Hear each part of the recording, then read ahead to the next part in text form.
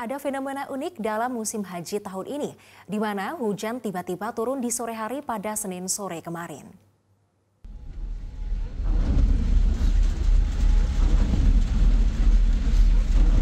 Di Metro TV merekam hujan yang terjadi saat perjalanan dari Mekah menuju Mina, Arab Saudi.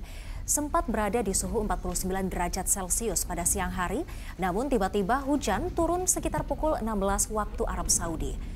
Hujan turun sekitar 12 menit dan langsung disambut syukur oleh para jemaah yang akan bergerak untuk melaksanakan lempar jumroh. Jemaah menyebut hujan menjadi berkah karena membuat pelaksanaan rukun haji menjadi lebih ringan dengan suhu yang lebih rendah dibanding biasanya, yang bisa mencapai 45 derajat Celcius.